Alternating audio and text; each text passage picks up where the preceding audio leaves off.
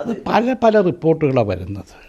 ഞാനിപ്പോൾ ആദ്യം നമ്മുടെ ദുരന്തം നടന്നപ്പോൾ നമുക്ക് ഇതൊരു ദേശീയ ദുരന്തമായി പ്രഖ്യാപിക്കണമെന്ന് കത്ത് കൊടുത്തു.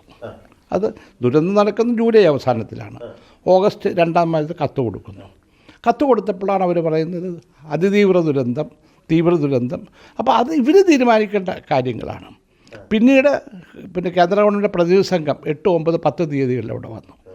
നമ്മുടെ അന്നത്തെ ചീഫ് സെക്രട്ടറി വേണു കൂടെ പോയിരുന്നു. അവിടെ റിപ്പോർട്ട് ഡൽഹി വന്നു.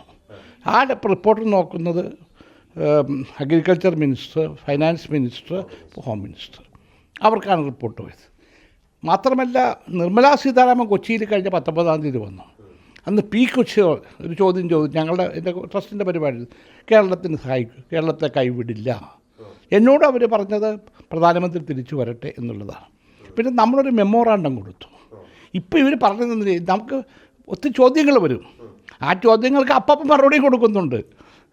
ചിലപ്പോൾ ഈ 13-ാം തീയതി പറയുന്നതുമായി ബന്ധപ്പെട്ട് നിങ്ങൾ ചോദ്യമായിരിക്കാം, ഇല്ലെന്ന് ഞാൻ പറയില്ല. പക്ഷേ ഒരു ചോദ്യത്തിൽ നിന്ന് അത് ഇതിൻ്റെ ഫോർമാറ്റുണ്ട്. എനിക്കാണ് ആദ്യമായിട്ട് ഫോർമാറ്റ് അയച്ചു തരുന്നത്. അപ്പോൾ തന്നെ ഫോർമാറ്റ് അന്ന് ചീഫ് സെക്രട്ടറി വേണുവിന് അയച്ചു കൊടുത്തു. ആ ഫോർമാറ്റ് വെച്ചാൽ നമ്മളെല്ലാം ചെയ്തിരിക്കുന്നത്. ഇവർ തരുന്ന കുറികൾ നമ്മളൊന്നും ഹൈഡ് ചെയ്തിട്ടില്ലല്ലോ. ഈ അപകടത്തിന് ശേഷമുള്ള ഒത്തിരി കാര്യങ്ങളുണ്ട്. അത് ബിജെപി വി മുരളീധരനെ സംസാരിച്ചു. അപ്പോൾ പറയുന്നത് 13-ാം തീയതിയാണ് ഇതിൻ്റെ കൃത്യമായ കണക്ക്. സത്യത്തിൽ അവർ കേരളത്തോട് ചെയ്യുന്നൊരു വഞ്ചനയാണ്. ഞാൻ അത്രയും വാക്ക് ഇതിൽ ഉപയോഗിച്ചിട്ടില്ല.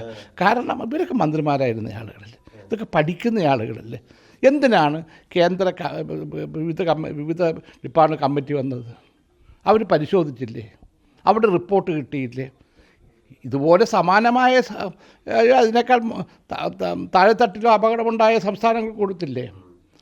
ആന്ധ്രയോട് കാണിക്കുന്ന അതെ, അപകടം വരുന്നതിന് മുമ്പ് തന്നെ കൊടുക്കൂ.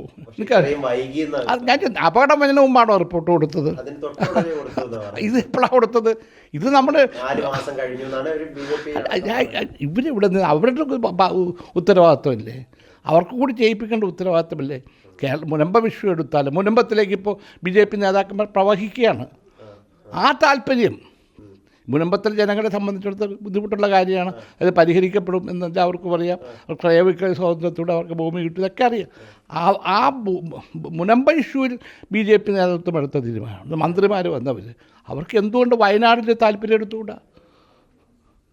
എടുക്കണ്ടേ? അവരുടെ ബാധ്യതയല്ലേ. ഞാൻ കോടതി ഞാൻ കണ്ടില്ല. 13-ാം തീയതി റിപ്പോർട്ട് കൊടുത്തു അല്ല, പരിശോധിക്കട്ടെ. അതിൻ്റെ അകത്ത് ഒരു കാര്യമുണ്ടല്ലോ, എനിക്ക് സമയത്തിൽ എന്തെങ്കിലും വീഴ്ച വരുത്തി ഒരു കാര്യത്തിലും ഒരു വാക്കിൽ പോലും മാറ്റം വരും. ഒരു സെൻറ്റൻസ് സമയത്ത് മാറ്റമുണ്ട്. എന്തൊക്കെയാണോ വേണ്ടത് അപ്പം കൊടുത്ത്. അങ്ങനെ ഉണ്ടായിരുന്നെങ്കിൽ ഞാൻ തിരിച്ചു ചോദിക്കുക, എനിക്ക് കേന്ദ്ര ഹോം മിനിസ്റ്റർ എന്ന കത്തിൽ അങ്ങനെ ഒരു പരാതി ഇല്ലല്ലോ.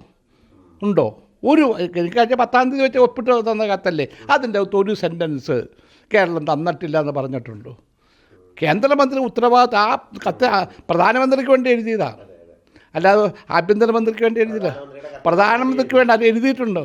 Your representation given to the honourable prime minister എന്ന് പറഞ്ഞാൽ കത്ത് വെക്കുന്നത്. പ്രധാനമന്ത്രിക്ക് വേണ്ടി ഒരു ആഭ്യന്തരമന്ത്രി എഴുതിയത് ഒരു സെൻറ്റൻസ് പറഞ്ഞിട്ടില്ല. ഇപ്പം എന്തിനാ പിന്നെ ഈ വീഴ്ച പറഞ്ഞേ? ഞാൻ വന്നെന്ന് വിചാരിച്ചോ?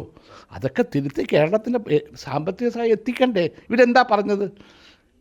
അതിതീവ്ര ഇതിൽ വരണമെങ്കിൽ 1/3 ഓഫ് ദ സ്റ്റേറ്റ്, അതാണോ വയനാട്? അങ്ങനെ ചെറിയ സെൻറ്റൻസുകൾ, വാചകങ്ങളിൽ കയറി പിടിക്കരുത്. സാങ്കേതികത്തിൽ പിടിക്കരുത്. മനുഷ്യത്വം കാണണ്ടേ? ആ മനുഷ്യത്വം നഷ്ടപ്പെട്ടിരിക്കുന്നു BJPക്ക്.